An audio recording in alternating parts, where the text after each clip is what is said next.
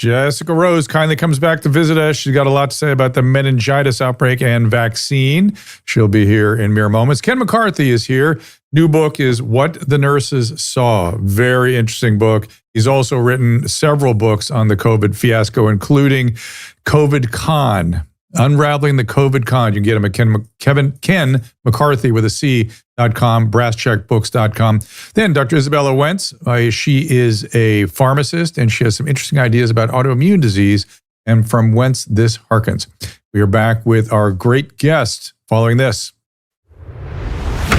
Our laws as it pertains to substances are draconian and bizarre. The psychopaths start this way. He was an alcoholic because of social media and pornography, PTSD, love addiction, fentanyl and heroin. Ridiculous. I'm a doctor, for sake. Where the hell do you think I learned that? I'm just saying, you go to treatment before you kill people. I am a clinician. I observe things about these chemicals. Let's just deal with what's real. We used to get these calls on Loveline all the time. Educate adolescents and to prevent and to treat. If you have trouble you can't stop and you want help stop it, I can help. I got a lot to say. I got a lot more to say.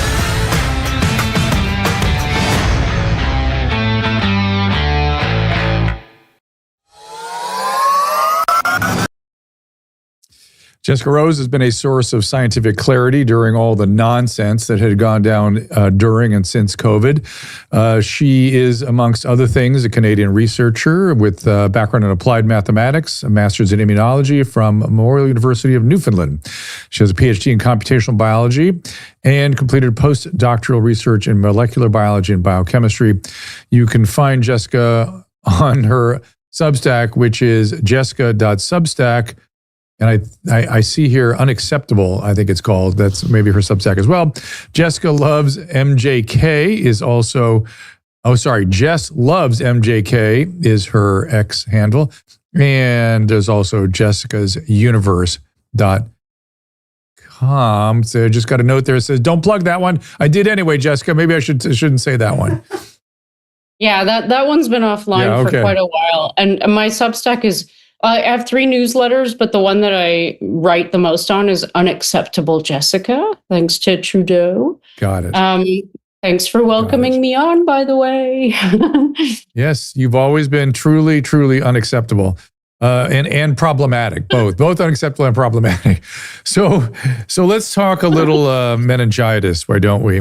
Let me just give you my bias at the beginning of this conversation, which is, I've seen meningitis A primarily, and it is nasty. And you see a few people die of meningitis A. It's usually college-age people, military recruits, that kind of thing. And it gives you religion in the sense of, I want to vaccinate everybody and make sure this doesn't happen to anyone. So, like with everything vaccine related, that's always been my bias. I'm now very open to other ways of looking at this, including something I did not know, which is you can do antibiotic prophylaxis to people who've been exposed, and that's a completely benign way to go about this, number one. Number two, it's not a very contagious illness. Press is making a whole meal out of the 20 cases in Kent in the UK, where they have 500 cases a year, and we had 10 in Chicago of the subtype Y, and we'll have many more because it's a rare but sort of not uncommon illness. Doctors need to get on it quick. It's really on us to get on it. But you've raised some really interesting questions about vaccinating people with particularly, and I'm wondering, well, you tell me your concerns first. Sure. I'd love to segue into the initial segment, though, where Joseph was talking about VAERS, because I've written 2 articles on this now. Jessica, I just want to tell you that, hang on one second. Not everyone sees that video, so let's frame it. That we run an opening video that many people do see, but some people don't, where Joseph Fryman, who was caused the scales to fall from our eyes that afternoon, whenever that was in 21 or 22, because he had done a separate analysis of the Pfizer study and found, lo and behold, it was deeply flawed what they were claiming about the vaccine. And there were many deaths, and he was reporting some of them to the FDA at the time. And they were like, hey, kind of send us an email. Tell us what happened. Very casual, 9-year-olds dying, and they were very casual about things. So go on. Yeah, I'd even say they were blasé. I remember that call well. Yeah. So yeah, he talks about VAERS, the Vaccine Adverse Event Reporting System of the United States, where you would actually report a death that occurs in temporal proximity to a vaccination, for example. So this is, you know, one of the bread and butters that I've been deep diving into for the past 6 years. So I decided, because of this recent Kent quote unquote outbreak of, it was a meningitis B, meningococcal B strain, to just have a go at looking into VAERS and seeing if there are any reports of adverse events in the context of vaccines, specifically one called MenB and one called Bexsero. And they were very prevalently reported in VAERS. And actually, the reports per total number of reports per 100,000 per year were really high, except in 2021, where there was a lull. And that's easily explainable because people simply weren't getting vaccines during that time because we were locked up. So for the people who aren't aware, there was a recent quote unquote outbreak in Kent in the UK of what they call a new subtype of meningococcal B bacteria. And for those of you who don't know, meningitis is, like Dr. Drew said, it can be very serious.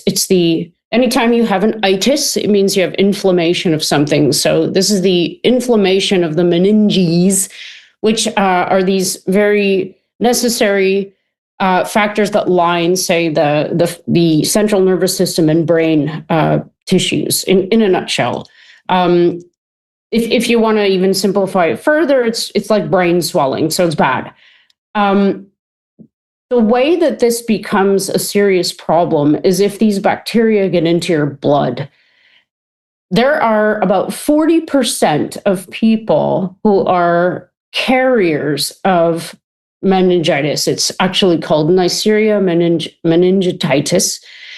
And this colonizes your nasopharynx area. And again, in about 40% of people, it's completely innocuous because of the immune system and because of its relationship with the mucosa and actually other, what we call commensal bacteria, which are bacteria that just kind of hang out and live happily. We give them a home and they give us immunity. And in some cases, they give us cross immunity to similar species. So one of the things I've written about in one of these articles is another species of related to Neisseria meningititis called Neisseria lactomica. This is getting a bit technical, but basically it means that the immunity provided against one can provide cross immunity to the other. So the bottom line here is that it doesn't have to be a big deal. The way that it can become a big deal is if you perturb the environment that's harmonious, if you will.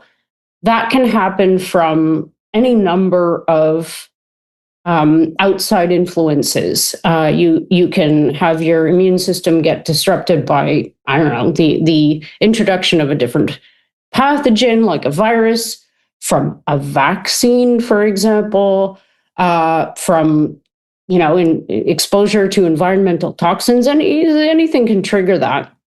Or you can have a new strain or subtype of this bacteria enter the equation, and because you don't have immunity to it, it could potentially enter your bloodstream. So that's kind of framing the situation. The reason why these people were calling this an outbreak was because they are claiming that this meningitis B strain was a new subtype of the bacteria. Right. And they were concerned that it was going to get into people's blood and therefore cause like septicemia, for example. And it did. Two died. Two did die. And again, that's not an outrageous number for meningitis that does not come to medical attention. What they didn't but they didn't specify as were these people being treated and they became septic anyway. I don't know.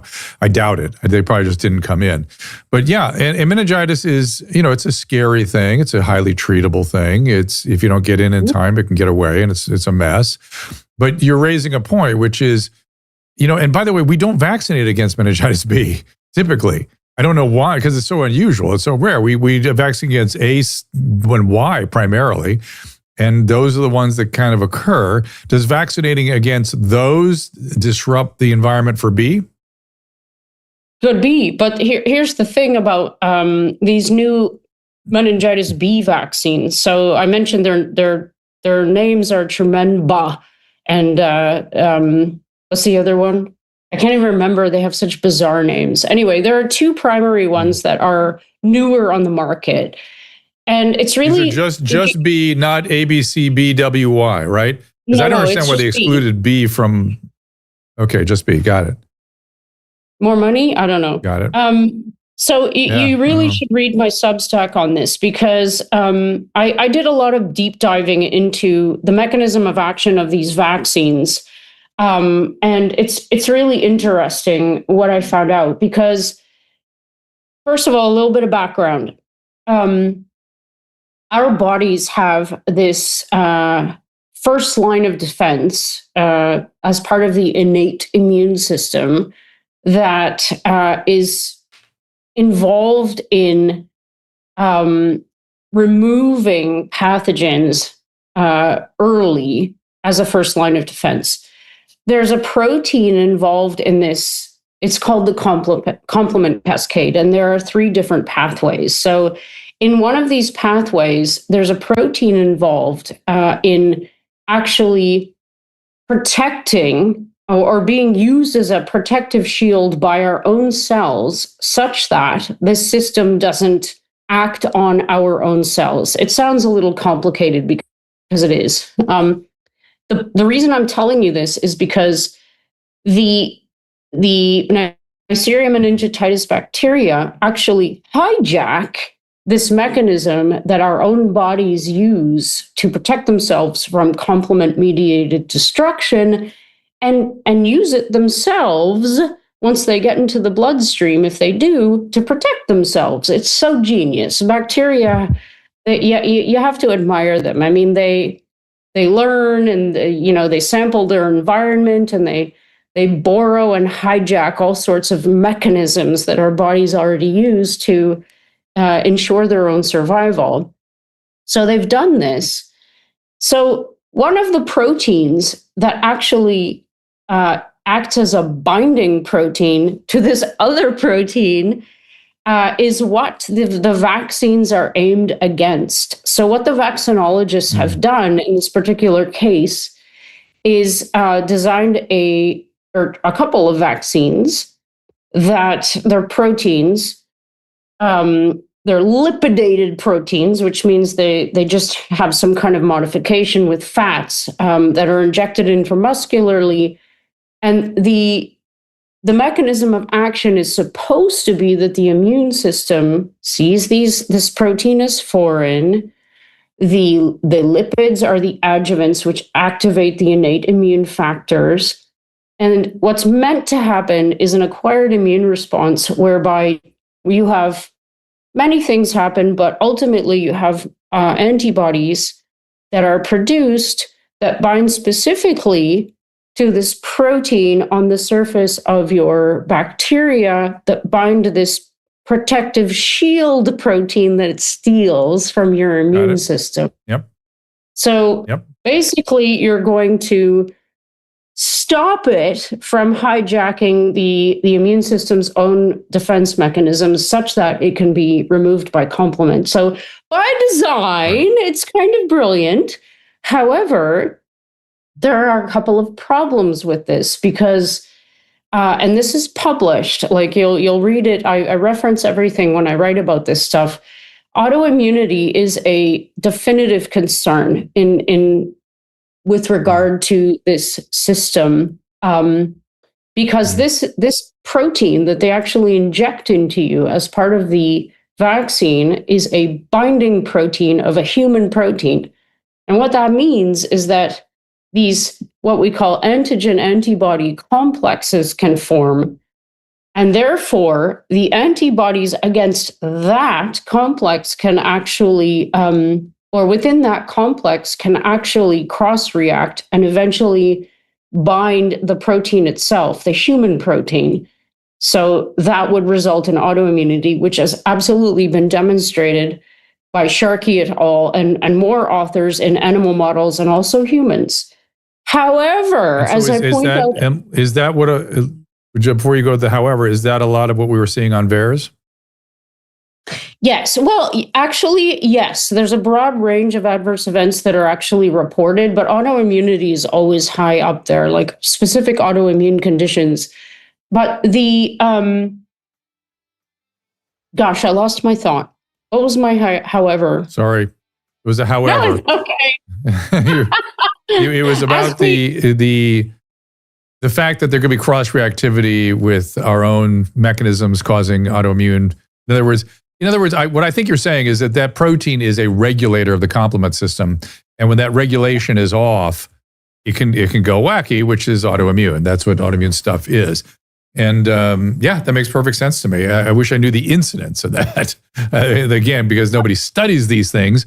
This is the part that drives me mad. Bang on. Right. And this is the however and the segue. So because I've been watching this horror show unfold for the last 6 years in VAERS in particular, it's and myocarditis, which is just something that everybody knows about right now because of the COVID shots. It's recognized by everyone, all the institutions, that myocarditis is a thing that happens after COVID injections. And for those of you who need a reminder, how dare you? You're going to get me canceled for putting out such misinformation, Jessica. You've been chanting this misinformation as long as I've known you. How dare you?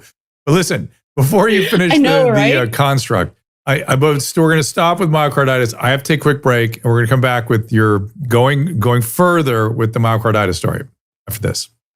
Perfect. I've spent most of my career dealing with illnesses that shorten life, and now we have ways to extend it and extend wellness. I've been working with the team over at V-Shred to develop a product that has everything I want in a longevity supplement. NR Boost has nicotinamide riboside. You know, metal can rust. Well, your body behaves in a similar way. It's mediated through something called NAD. NAD falls as we age, so we're less able to fight off that oxidative process. We oxidize much like that metal. And NAD fights it, but nicotinamide riboside elevates NAD so we can push back on those oxidative stressors, improving health, improving longevity. The other product is Senosync, has fisetin, one of the key molecules to fight off zombie cells, and we've added resveratrol to that, which is a well-known anti-aging antioxidant again. I don't like supplements that have a ton of ingredients. To me, it suggests that none of it's working. When I prescribe a medication, I prescribe that medicine because I expect that to work. That is exactly what I've done with these products. And I want you to go to drdrew.com/vshredmd for 10% off. Again, that is drdrew.com/vshredmd. What's going on with your retirement savings? This should concern all of us. Inflation is not some abstract notion. It quietly erodes purchasing power over time. Central banks have been buying more gold for the last 4 years than they have in the history.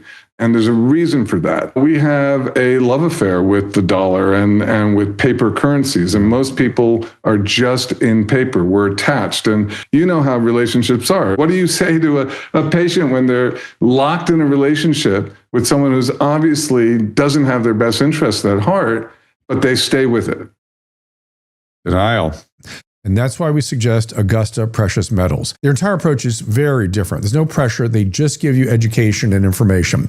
Augusta explains how gold or silver IRAs work and how physical metals could fit into your retirement account without tax consequences. And they've operated for over a decade with thousands of clients. They put together a free guide that walks you through everything. It's available now at drdrew.com/gold. You'll get the same educational materials that Augusta gave to Susan and myself. So if inflation worries you, Augusta is a great place to start. Go to drdrew.com/gold. That is drdrew.com/GOLD, or just text the word Drew to the number 35052. That's 35052 to get that free guide now. Let's ask Dr. Drew. I have no idea who Dr. Drew is. He's been watching a lot of Dr. Drew lately. Dr. Drew. And our gut health, of course, plays an important part in overall metabolic function, immune health. It is a priority for our friends at Paleo Valley, where they make the grass-fed and finished protein sticks, naturally fermented, so they are good for the gut. Feeds your gut with the good stuff. These sticks are high in protein, low in calories, crave-worthy. Every ingredient is one you'll recognize, including the spices, which are organic.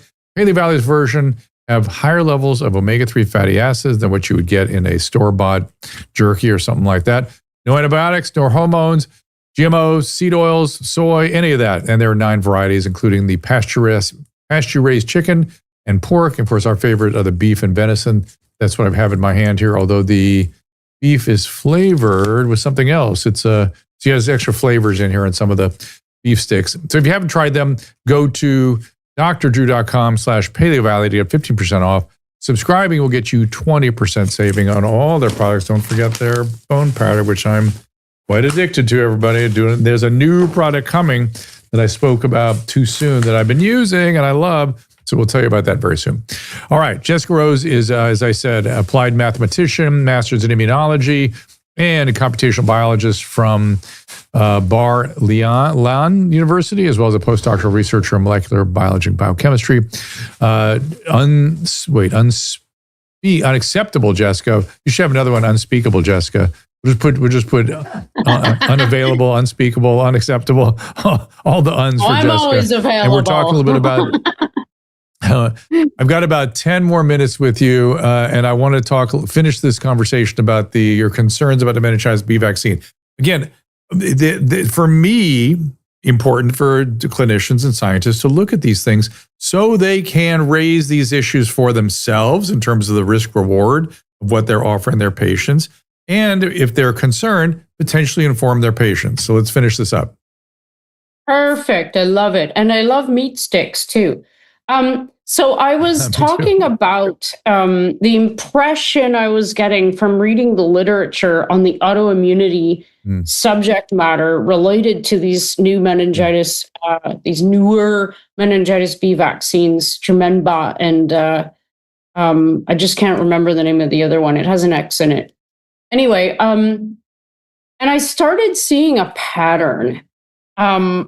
The same kind of feeling I had when I saw the words outbreak being used in Kent. My radar started going off about these patterns that seemed similar to what was going on at the beginning of the COVID pandemic, for example. And I saw words that were pretty much precisely mild and effective, mild and transient. Sorry, safe and effective. Right. Yeah, safe and effective and mild and transient to describe the autoimmune reaction that rarely occurs in the context of these vaccines. And it's like, okay, maybe, but now I'm in a position where I feel completely suspicious of everything that I read that comes from a legacy source or even from Nature, publications. I'm suspicious of everything. So the thing about that is, for those of you who don't remember, during the whole myocarditis dealio, the way that the regulators and all the people, the policymakers, were trying to brush myocarditis in children under the carpet was by referring to it as mild and transient. Neither of which is the case. That's just an outright lie. If you understand what myocarditis is, you understand why. So my brain automatically started going to the fact that, well, without long-term safety testing, which we don't have for these meningitis B vaccines, and without more clear and transparent data, how and why am I supposed to believe you that this is a mild and transient reaction? And you're right. You're right. Exactly. So that I'm with you 1,000%. Listen, I remember when the first circulation article came out of Japan about myocarditis, pericarditis in these males, and I was like, this should be front page news. This is massive. We are making young people sick for no reason. It was the Omicron era. By the way, it is Trumemba. And by the way, most of the outbreaks of meningitis B are in sort of sub-Saharan Africa. And Bexero, but if you read when you look at the Bexero name, it looks like Berserko. So I just thought I'd share that with you. Well, it could be, right? I really don't know where they get these names. Trumemba. I mean, I guess men. They make them up. They make them up. Yeah, they make them up. Funny. They're made up. They're marketing instruments.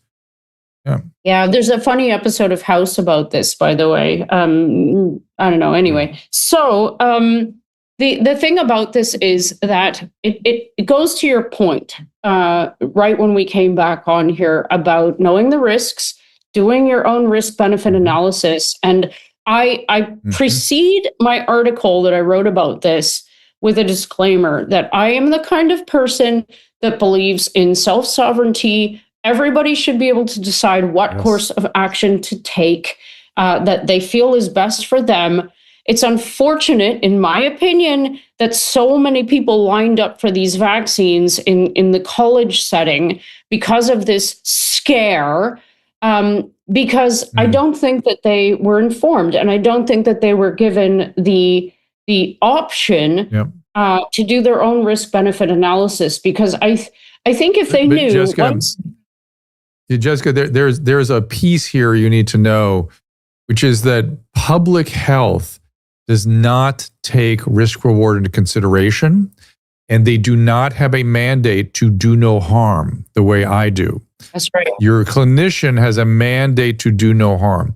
So you need to, if your physician is recommending it or providing it, you need to bring all this up because he or she has that mandate. The public health system, if they're blanketing something in your community, they have no such obligation, and that's why they run amok. Exactly. It's a machine. And absolutely. So you have to take responsibility for yourself. You have to weigh the pros and cons, do what you want in the end, but inform yourself. So that was the point of me writing a little bit more detail. And read your Substack. Your Substack is quite comprehensive. I mean, if you heard the term cytokine storm back during the COVID days, complements and cytokines and immune cells, this is all that zone. And Jessica, I remember, I was in medical school and the complement system has sort of kind of just been worked out and discovered. And I'm like, I'm never going to remember all this. It's too complicated. Well, but the reality is all the second messenger systems have become equally as complicated as, you know what I mean? Everything going on in the cytoplasm is 15 different little tiny proteins coming together. So here we go. This is another one of those things, which is, again, just a reminder that biology is infinitely complex, very hard to predict even though this is a brilliant mechanism for a vaccine, very hard to predict the consequence. And if you don't pay attention, not very hard. You won't know. Impossible.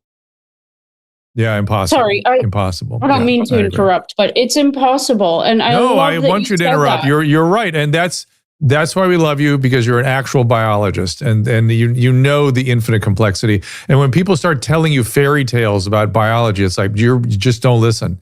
It's not biology is not just so.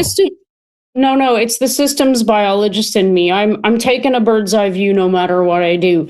And I just want to, if I have enough time, I want to remind to the students, right, the students who lined up to get the shots, I want you to know that 40% of the human population are actually carriers of Neisseria meningitidis. This is the bacteria that causes meningitis. And it doesn't do anything harmful to you. And we are a world of different kinds of bacteria, viruses, fungi, what have you. We are a complex world, all in harmonious sync with our immune system. And it's the balance that's key. And whenever you inject something intramuscularly against something that hangs out in your nose, you should think, wait now, there's something not right about this. It's what they did with COVID. They were giving intramuscular injections for a respiratory agent. It didn't make any sense because all the action is going on in your mucosa, and that's what you have to protect. That's what you have to optimize in tandem with Which, by the way, I'm a fan of nasal lavage if you have been exposed to something. But Jessica, as always, we appreciate you being here. Go find Jessica Unacceptable, and you will be glad you did. Unacceptable Jessica, and I am unacceptable. That's what I mean. You will find the unacceptable there. All right. Well, thank you for always joining us, and hopefully we talk to you again very soon. This is all evolving stuff. Thank you. And next up, we have Ken McCarthy. You can follow him at Ken McCarthy, McCarthy. Brass Check Books. The latest is What the Nurses Saw. And I want to we're going to have Dr. Izabella Wentz in a second here, after Ken, by the way, to talk about autoimmune diseases. So it's a very timely topic coming later. But right now, we're going to talk about the excesses of the whole COVID debacle with Ken. Thank you, Ken, for being here. Thanks for having me, and thanks for what you do. Appreciate it. So what did the nurses see? What am I going to, I've noticed you've done the book in sort of an interview style, which I actually love because you really get to hear from the people themselves. And sometimes I've noticed, nurse speak is a specific thing. And I learn from the nurse speak, not an author telling me about nurse speak. You know what I mean? So I like that you did that here. Well, the way this book started was I saw Erin Marie Olszewski. People might remember her. She was really the first nurse to come out and talk about what was going on in the COVID wards. And I saw her later on Tucker Carlson on Fox, and I thought, okay, someone's going to pick up this story because it's quite an alarming story. She was basically saying that the system was killing the patients. Now, she is a serious person. She was an infantryman during the Iraq War, infantrywoman during the Iraq War, was the second wave in. So she's not a flake, not a lightweight, had been practicing as a nurse for a long time. And so I figured, okay, a journalist is going to pick this up. The government's going to pick this up. Somebody's going to pick this up. And that was 2020, and 2021 passed. And I called and talked with her in 2020 because I was so alarmed at what I heard her talking about. And I did a very long, deep sort of technical dive into things like intubation and how that's done and what's involved in that. So anyway, the years passed and it got to be 2023. And I said, by God, no one's going to write about this.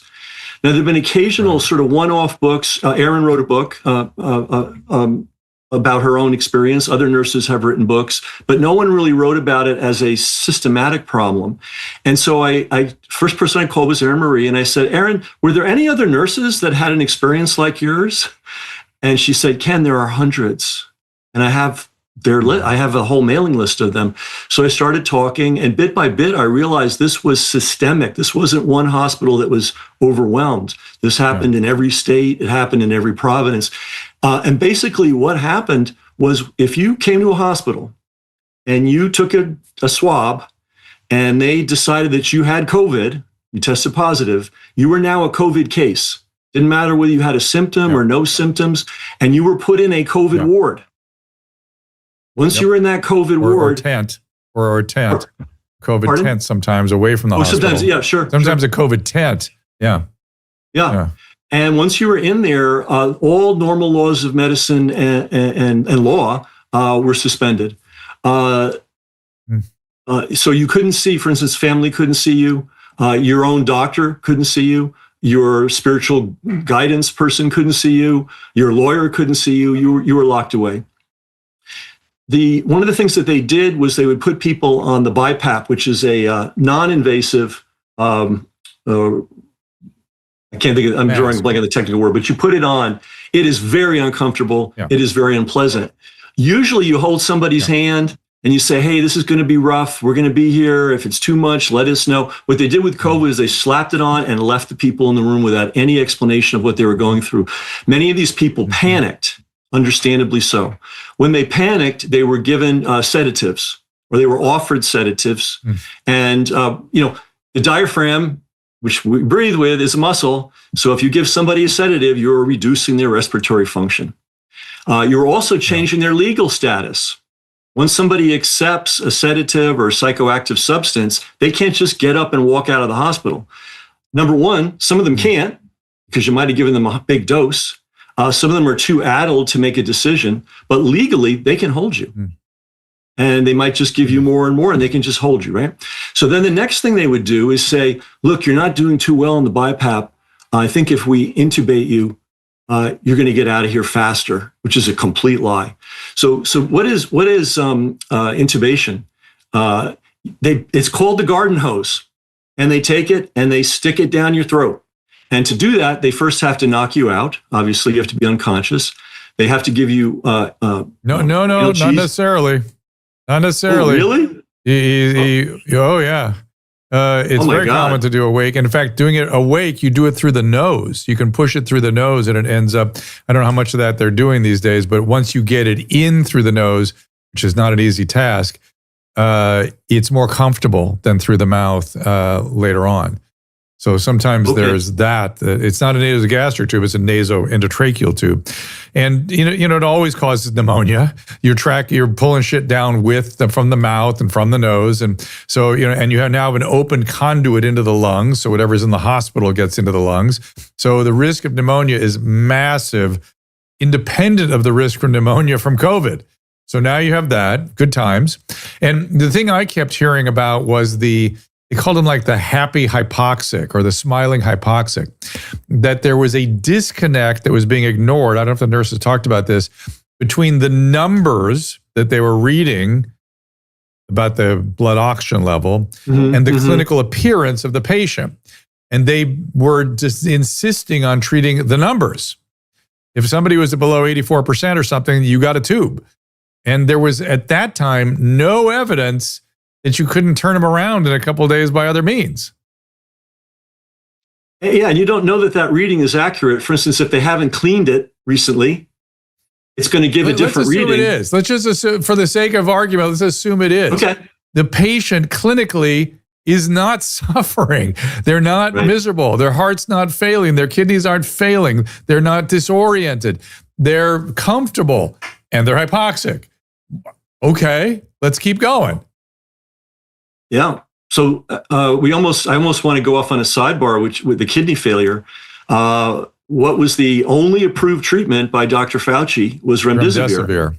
Yeah, and remdesivir had been developed and tried in Africa to treat Ebola, and it was withdrawn.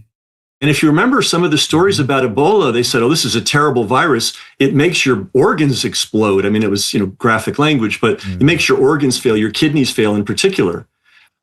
Well, we heard COVID made people's kidneys fail. Were these people given remdesivir? Remdesivir was incentivized. If you gave somebody a course, I'm trying to remember, I think I was 10 days. If you got 10 days of remdesivir, the hospital would get a big check. We found one case, this was after I wrote the book, of a patient that was given 3 courses. They just kept loading him with remdesivir over and over and over again. And one of the things I heard after I wrote the book, I made the acquaintance of lots of family members who lost people in the hospital. And by the way, 92% of the people who, first of all, 1.2 million plus people died of COVID in the United States, quote, died of COVID. That's more than any other nation. Now, we do have a big population, but we're not the biggest country in the world. China should have had more numbers. India should have had more numbers.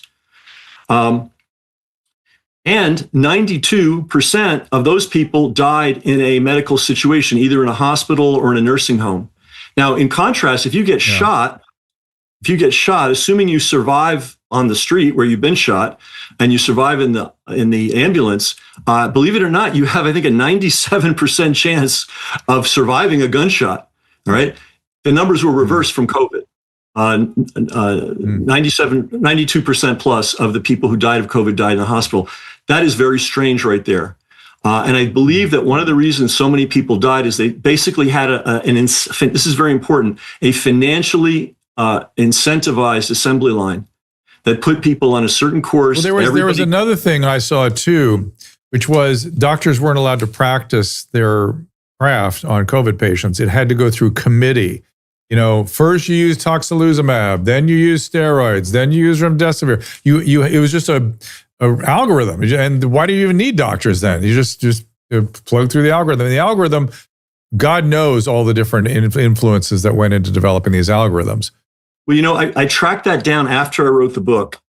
Who came up with this? Who came up with these financial incentives? That included, $13,000 just to have a COVID case, $39,000 to $42,000 to keep somebody, this is really interesting. You got an extra bonus if you kept somebody intubated and on a respirator for over 96 hours, I believe it was 96 hours.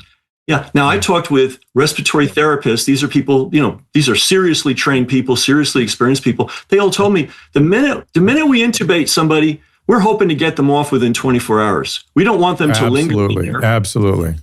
Because that's where the pneumonias happen. That's where all the complications come in. And there's something called barotrauma. I'm sure you came across this, which is that the pressure of the going into the lungs, the high flow oxygen and the pressure destroys lung. And there's a hypothesis flying around that that's mostly what we were doing. You think about our lung tissue. When we breathe, we have a certain amount of pressure. And when you're on one of these systems, they're pumping the air down into your lungs at a high rate, and the tissue's not made for that. And then, of course, just the oxygen itself, the oxygen becomes free radicals in the alveoli and destroys the cells. And so there we go. We're not made for that. So typically you only put somebody on a vent if it's a very serious situation. And when you put them on the vent, you know that they may die just by being on the vent alone. So it's not something you do casually, but it was incentivized. And maybe we should get to who incentivized it. And this I found out later. It took a bit of research. But let me tell you, I never heard of this. Ken, hold on. Ken, wait. We're gonna. This is what you call a tease. We're going to hold that across the little break here. And then you're going to tell me who incentivized all this, where this all came from. And it's a mess. And I'm guessing you cover it in the COVID con as well, or at least you had hints of it there. But you tell us all that when we get back from the break. More of our audience is taking health and wellness into their own hands, and they're doing it with The Wellness Company. For a discount on the best-selling products and everything on their website, for that matter, go to drdrew.com/TWC. The medical emergency kits are among the most popular items. There are 8 different kits, each depending on your individual needs. Inside, you'll find antibiotics, antivirals, antiparasitics, first aid, anti-nauseal, skin treatments, and a kids kit with EpiPen and one for travel. The advantage to having an emergency kit in the house is immediacy. You don't have to run to the urgent care and spend a ton of money for all that infrastructure, or wait for the pharmacy to open, or try to find a doctor. And then there's Ultimate Spike Detox Supplement with nattokinase, turmeric, and bromelain. It has helped the vaccine injured. And anyone who is concerned about cardiovascular issues caused by lingering spike from the virus or the shot, the Ultimate Spike Detox is for you. One of TWC's top sellers is a topical ivermectin cream. It treats inflammation of the skin, issues like rosacea. The Wellness Company is always innovating. So go to drdrew.com/TWC to see what they have to offer and get a 10% discount there. Hey, Dr. Drew here, and we are interested in health and longevity, and the longevity nutrient is Fatty 15, discovered amazingly by a veterinarian who was responsible for the Navy's fleet of dolphins. Turns out dolphins are healthier when they have adequate amounts of pentadecanoic acid, which is C15. It also, for us, it helps humans as well, reduces the oxidative stress on our cell membranes, which is part of the aging process called ferroptosis. So she takes it, I take it, whole family takes it. And if you'd like some, go to drdrew.com/fatty15 for yours. There are discounts there. Oh my God, look, Drew, it's a dolphin. Oh my gosh.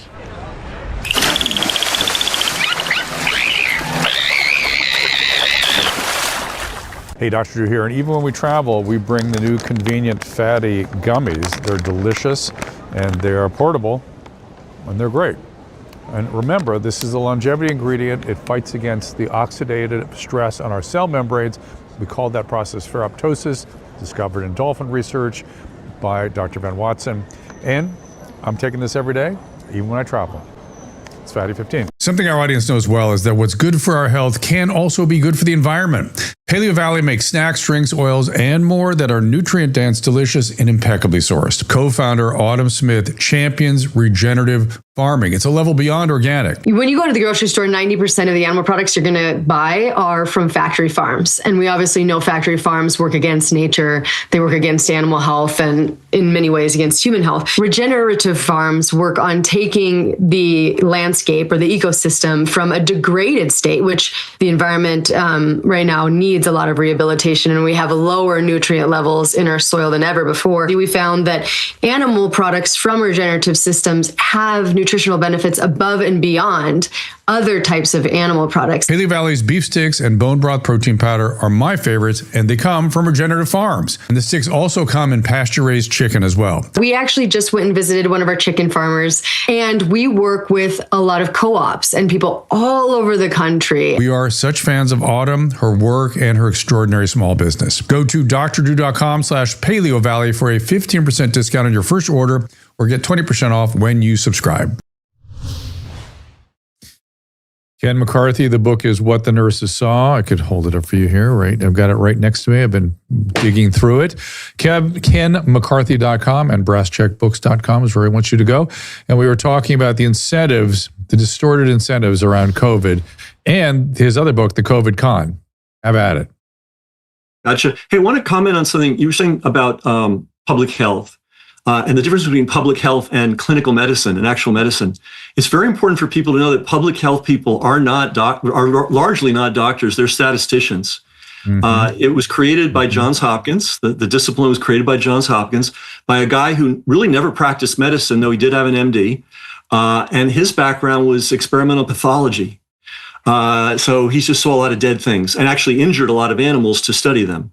And then the other thing And do me a favor. The next book, we have to expose people to the realities of public health and the net harm that it tends to do, and the fact that it is a wrinkle in our Constitution that gives them the ability for these poorly trained people, frankly, and the ones that are well trained are exclusively pediatricians because they used to manage the vaccine programs, and so people that don't have any business making these kinds of judgments, and certainly don't have any business taking out our amendment, our Bill of Rights away from us because they decided so, just because. And believe me, the decision-making during COVID was just bizarre. But I'm sure you saw that. But please write a book about the excesses of public health through history.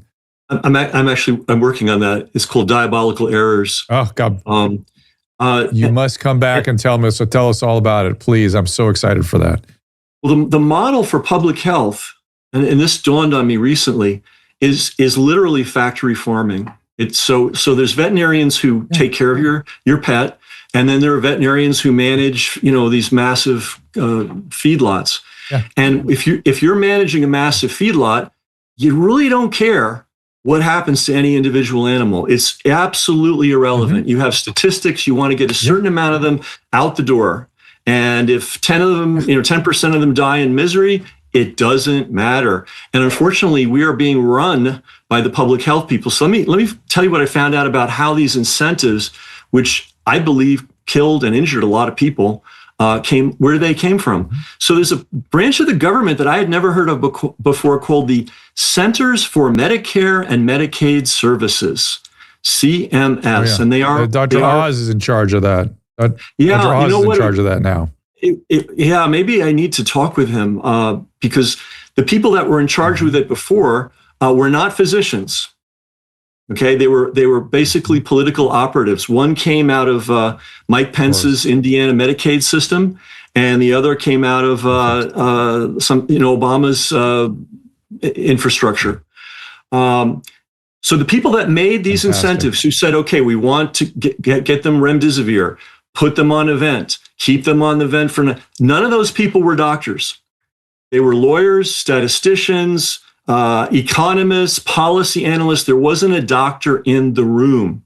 And we don't know, we know who signed off on them, and I'll give you their names. Seema Verma did that under Trump, and Chiquita Brooks LaSure did it under Biden. So we know they signed the papers, but nobody knows who the individual bureaucrats were who cooked these things up under the CMS. And you made a really important point earlier. The doctors were overridden. It didn't matter if you had 50 years of clinical experience. You had to follow what you were told, because in a hospital, you have the chief medical officer, CMO, but above him is the CFO in power. That's what I heard from the nurses. No, listen, not just the CFO, but the CEO. And I saw CEOs practicing medicine from the administrative offices of a hospital. It was shocking that my peers just fell in line with that, but they were threatened with their jobs. And what I didn't realize that like 75% of doctors were employees. And so these people had the purse strings to threaten physicians with their livelihood. It is a freaking mess, and we got to remember what was there. I want you to speak to the Brownstone people. They need to hear your stuff because there's a very mobilized group there, very interested in all of this. In fact, I have to give a talk in a couple of weeks, and I may want to present your stuff there if that's okay with you, to kind of highlight what's going on. Not to pull the wind out of your sails, but this material is so important to keep top of mind for people. So you and I need to get on an email thread at some point here. Yeah, there's a lot of people who write books know you start learning after the book is published. So I probably know 10 times as much as I was able to put in the book. Well, listen, I'm glad you wrote the book. Caleb, did you want to ask Ken about his previous life and the things he invented for the internet, that you were a recipient of the advantages that he brought forward? No, I was just so surprised that you were basically one of the pioneers of click-through rate on the internet back in like the 90s. That's where I recognized your name when it came up. I was like, wait, he's talking about health stuff? Isn't this that guy who was like big? I used to be big in internet marketing probably about 10, 15 years ago before I started here. So that's where I remember you from those days. So very great to be talking with you today. Well, you know what else? I have to brag. You know that how you can push a button on the a web page and audio comes out right away? Yeah. Without a player? We did that in 2002. We were the first to do that. Autoplay. Oh, nice. I loved that. I embedded that on my websites all the time until, now they stopped all that. But that was good old days of the internet. Well, this is a big deal, the health of human beings. It's a serious issue, and we worked so hard to bring the internet into being, and we hopefully generated some good things for humanity, and then to see these monsters, these bureaucratic monsters, take it all away. That's why I decided I better figure out what they're doing. I am so delighted you did. And Caleb, Caleb was asking me whether you answered the question before the break. He did. It was two bureaucrats. We don't know how they cooked it up even. Although, remember, Francis Collins said into a microphone, we never considered any risk or downside. We only wanted to get rid of the virus. So God almighty, was that one of the most disgusting statements I've ever heard by somebody who's supposed to be a clinician. And then the other thing I mentioned was your book, COVID Con, and that's why we started talking about all this, the CMS and whatnot. Yeah, so basically, you made a point about how many doctors are self-employed now. It is a declining number, and one company, believe it or not, United Health, that big one, they employ over 100,000 physicians. That's nearly 10% of every physician in America. This is not a good situation. Doctors need to be independent. They need to use their clinical skill and their clinical experience and their clinical judgment, and it's being overridden using public health. And this is the big problem. Yeah, and they're being trained in algorithms and things. They're not trained to develop their judgment the way it is. There's a lot of things. I need to get a hold of Dr. Oz too. They put together a new committee to try to change Medicaid and Medicare, and I don't know. I don't know if that committee is going to do it. He needs a lot more from the front lines reporting in order to understand what a mess the system is. Well, listen, Ken, I look forward to talking to you. I appreciate your willingness to write these books and to share this information and to let me share wide and far, which I hope to do with it. And believe me, there will be appropriate attribution if anything I say is from your sources, I guarantee you. But is there anything else before we wrap this up? Well, we've all got to become intelligent about our health and taking care of our health. If you're going into a hospital, you might want to make the acquaintance of a genuine medical advocate so that you're not in there alone, that there's somebody watching your back. Hopefully things go well. It's great advice. It's what my job used to be as a primary caretaker. I used to do all the time. I would pick the best specialist. I would watch all the way through. I'd take care. I'd run the case. And now we've been marginalized. If you're not a hospitalist, you can't even go in the hospital. I just shepherded a family member through a morass of a system after a stroke. And I just shudder to think what would have happened to her had I not been there. It's just an abomination. The first move they made was to eviscerate primary care. The next move was to destroy the patient-physician relationship. And now here we are. Here we are, everybody. Good times. I have some interviews on that in detail. Look forward. Go ahead. Say that again. You have interviews in detail. I have a website that's whatthenursessaw.com, and I have detailed interviews with the owners of good medical advocacy companies. If you go to that website, you can find those interviews and educate yourself. Great. Good to talk to you, my friend. Thank you so much. Thanks for having me. You betcha.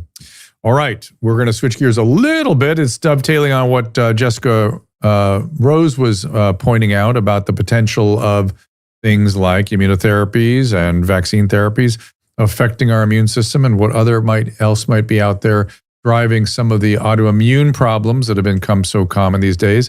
Dr. Izabella Wentz can be found at thyroidpharmacist.com. Also, Izabella Wentz, W-E-N-T-Z, PharmD on Instagram. And on YouTube, it is Thyroid Pharmacist. Dr. Wentz, thank you so much for joining us. Thank you so much for having me, Dr. Drew. It's such a pleasure to be here with you. You as well. And I don't know if you heard the conversation I was having with Jessica. Did you happen to hear that conversation? I'll kind of lay it out simply. Yeah, absolutely. Yeah. It was fascinating. And I think she made so many great points about immune dysregulation and autoimmunity as well. All right, have at it. So in my world, when I was in training, we saw Hashimoto's thyroiditis. We went, it's transient autoimmune thyroiditis, and we'll put them on hormone replacement, and maybe they'll need to stay on the thyroid forever. I don't know. By the way, we're using Synthroid back then, which was a crappy medicine that had never been FDA approved, by the way. Now what are you doing to get at the root cause? Well, it started off in my own healing journey with my diagnosis of Hashimoto's when I was already a practicing pharmacist. And I was very, very young, still in my 20s, when I learned that I had Hashimoto's after almost a decade of getting the runaround and not getting the right type of testing done.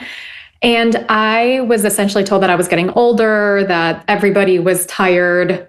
All of my symptoms were quote unquote in my head.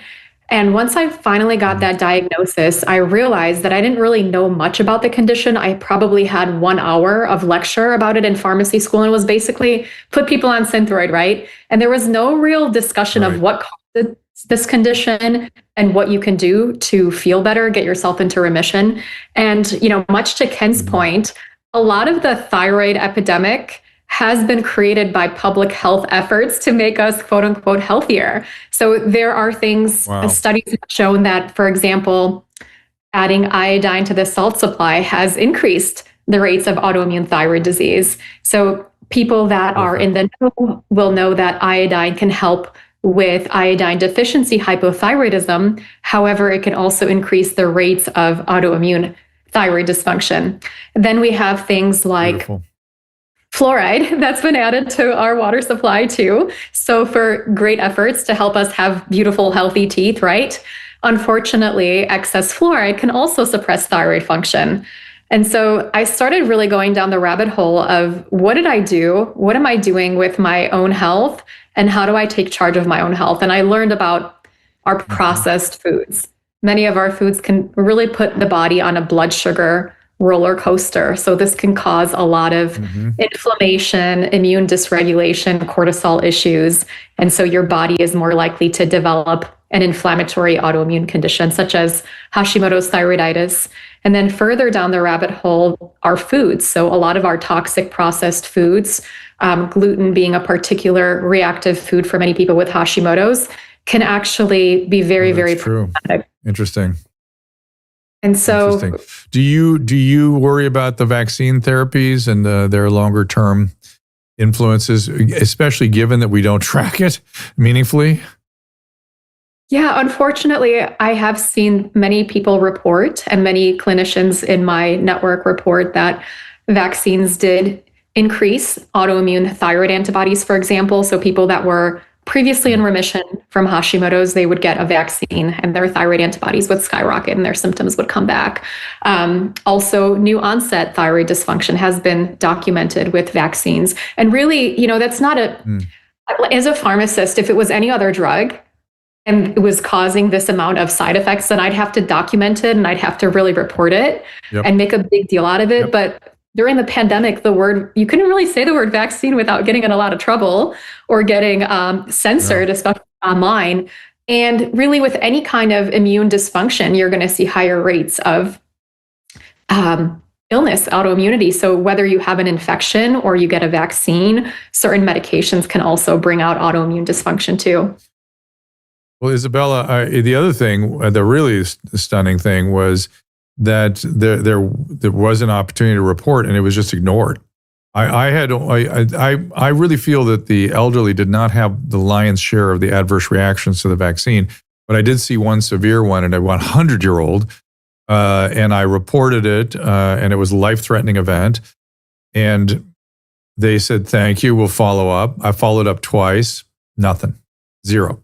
Life-threatening injury to a 100-year-old, and zero interest. So that's the VAERS reporting system.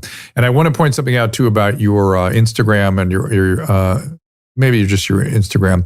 Izabella is spelled with a Z, and I did not point that out. So and it's Wentz with a Z also. So which is why I think a lot of your things are actually thyroid pharmacist. So people get confused about Izabella with an S.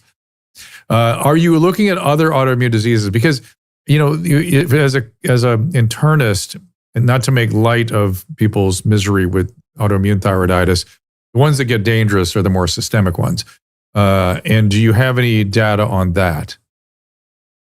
So there's a really interesting connection between actually gut dysfunction and autoimmunity. We do know that for an autoimmune condition to occur, you need to have three things present.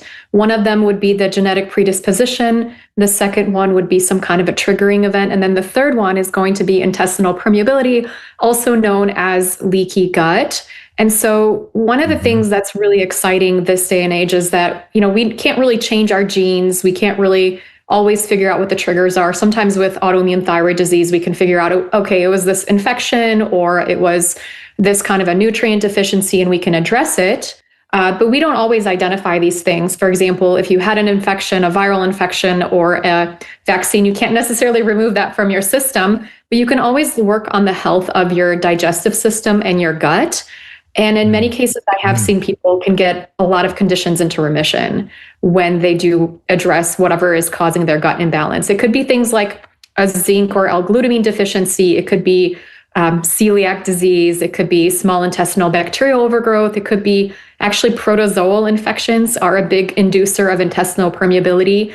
In our modern world, I feel like we don't talk about them enough. It's like this is a third world issue, but actually many of the people that I've seen with autoimmunity, they do have some kind of gut barrier disruption, and it could be from a protozoal infection.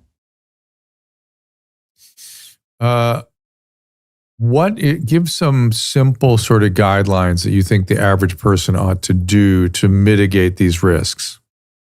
So if a person wanted to prevent autoimmune disease and if they had some digestive symptoms already, I would highly recommend that they look into doing an elimination diet. So figuring out their food triggers.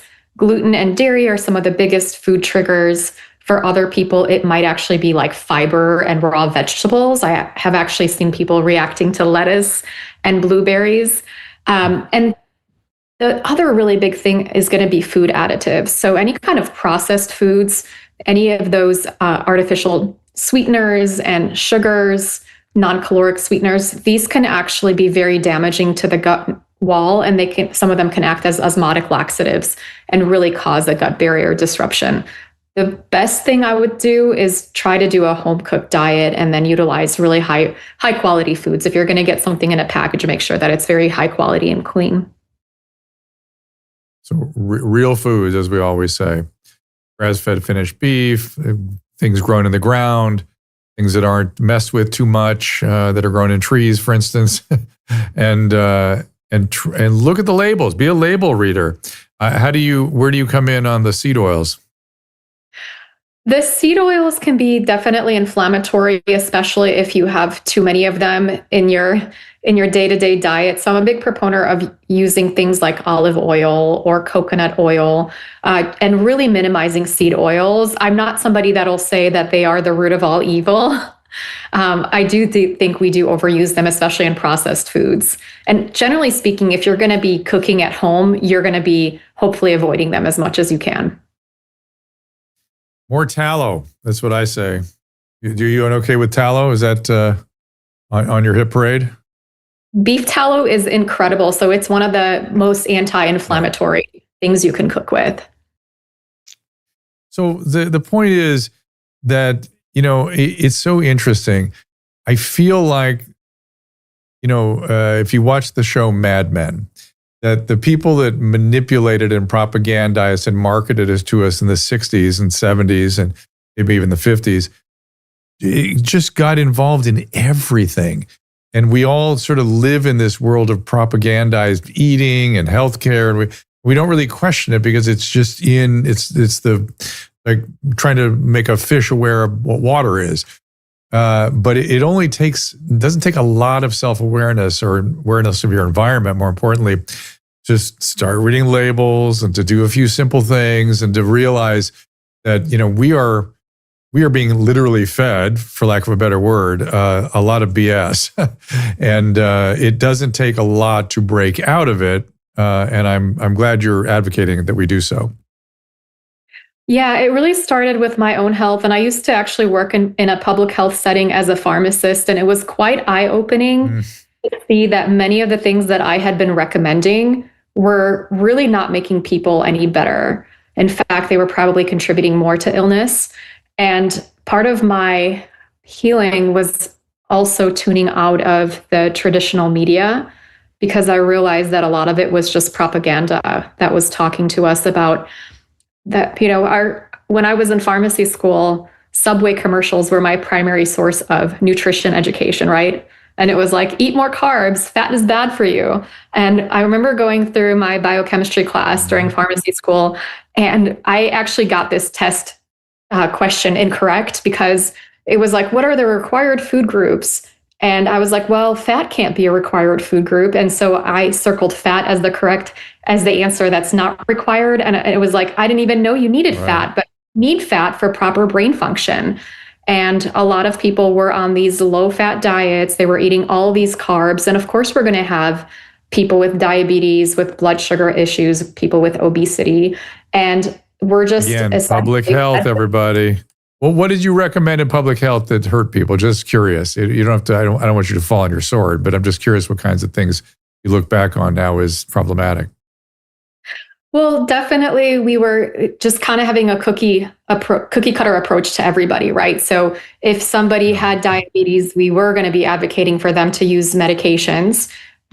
Maybe we could have been doing a lot more education about their nutrition, right? And there's also some herbal remedies. Sure. I love berberine for people with diabetes, or myo-inositol can be incredibly helpful for people to balance their blood sugar.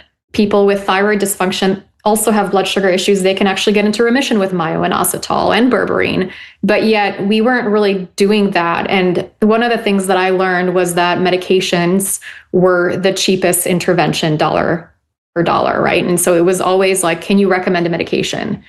And when in many cases, it was a lifestyle issue, right? Well, listen, is there a website you want to send people to? My website is thyroidpharmacist.com, and people can get more information about their thyroid, the stress response, which we didn't really get into, but we had one of the things we can talk about is how our stress response can lead to illness and autoimmunity as well, and how to properly manage that. Cortisol. Absolutely. Cortisol. Go to the website, read about it. Thyroidpharmacist.com. Go ahead, finish. And yeah. Finish the cortisol and? One of the things that happens with us when we're under a lot of stress is we can become depleted from nutrients. So the B vitamins, magnesium, and vitamin C are some of these nutrients that get really, really depleted. And many times we're told that it's all in our head, but these nutrient depletions can lead to a lot of serious symptoms, and just readdressing your nutrients can help you feel significantly better. Dr. Wentz, thank you for joining us. Thank you so much for having me. It's been a pleasure. You betcha. All right, coming up next Tuesday at 2:00. I think we have let me look up there what we're getting at next week. Let's see, Amy Wolf coming back. Sean Spicer coming in. Patricia Heaton coming in. Dr. Victory coming back. Look at all those great guests and more on the queue. Trust me. Caleb, anything from today's show? The phone lines will be open. I had a significant improvement from this, now I guess it's 10 or something days of the flu, significantly improved. My energy's coming back and I'm ready to turn those phone lines on. So next week, we're going to start bringing in live callers again. So get ready. And also thanks Rumble, everyone on Rumble. Thank you for getting us all the way up to number 1 live on Rumble today. Love Rumble. And I do want to give opportunities for people to ask questions of our guests too. So I'm sure a little bit clunky at first how we select calls and that kind of thing, but I'll figure it out as we go here. And it's Ask Dr. Drew, so you can ask me questions too. So until next Tuesday at 2:00, I will see you then. Ask Dr. Drew is produced by Caleb Nation and Susan Pinsky. Emily Barsh is our content producer. As a reminder, the discussions here are not a substitute for medical care, diagnosis, or treatment. This show is intended for educational and informational purposes only. I am a licensed physician, but I am not a replacement for your personal doctor, and I am not practicing medicine here. Always remember that our understanding of medicine and science is constantly evolving. Though my opinion is based on the information that is available to me today, some of the contents of this show could be outdated in the future. Be sure to check with trusted resources in case any of the information has been updated since this was published. If you or someone you know is in immediate danger, don't call me, call 911. If you're feeling hopeless or suicidal, call the National Suicide Prevention Lifeline at 800-273-8255. You can find more of my recommended organizations and helpful resources at drdrew.com/help.